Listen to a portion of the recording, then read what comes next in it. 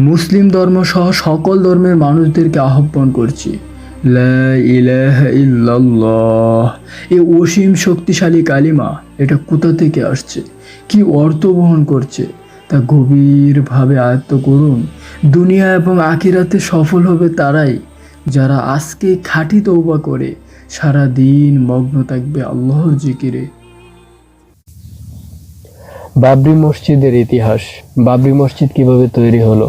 1528 সালে মুঘল সম্রাট বাবরের শাসনামলে তার সেনাপতি মীর বাকি অযোধ্যায় একটি সুন্দর মসজিদ নির্মাণ করেন। এই মসজিদটির নাম হয় বাবরি মসজিদ। এরপর প্রায় 450 বছর ধরে সেখানে মুসলমানরা শান্তিপূর্ণভাবে নামাজ আদায় করে আসেন। শুরুতে কোনো সমস্যা ছিল না। মসজিদ তৈরির পর দীর্ঘ কয়েকশো বছর ধরে সেখানে কোনো বড় ধর্মীয় বিরোধ ছিল না। হিন্দু ও মুসলমান দুই পক্ষই নিজেদের ধর্ম পালন করতেন।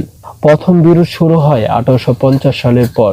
প্রথমে কিছু হিন্দু সংগঠন দাবি তুলে এই জায়গাটি নাকি হিন্দুদের দেবতা রামের জন্মস্থান। এখান থেকে ধীরে ধীরে বিরোধ শুরু হয়। 1949 সালে গভীর রাতে হঠাৎ করে মসজিদের ভেতরে রাম মূর্তি রেখে দেওয়া হয়।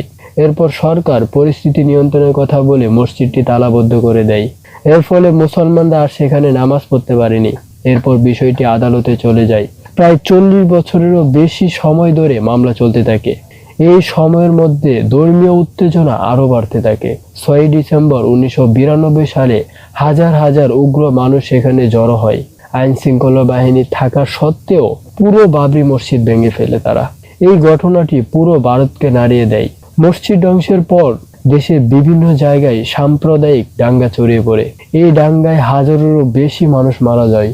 অধিকাংশই ছিল নিরীহ মানুষ।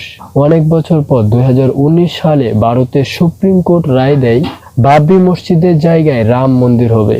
মুসলমানদের জন্য অযোধ্যার অন্য জায়গায় 5 একর জমি দেওয়া হবে। এই রায় নিয়েও অনেক মানুষের মধ্যে দুঃখ ও প্রশ্ন থেকেই যায়। ইতিহাস আমাদের শিক্ষা দেয়, বাবরি মসজিদ শুধু একটি ইট পাথরের ভবন ছিল না, এটা ছিল শত বছরের ইবাদতের জায়গা, মানুষের বিশ্বাস ও আবেগের অংশ।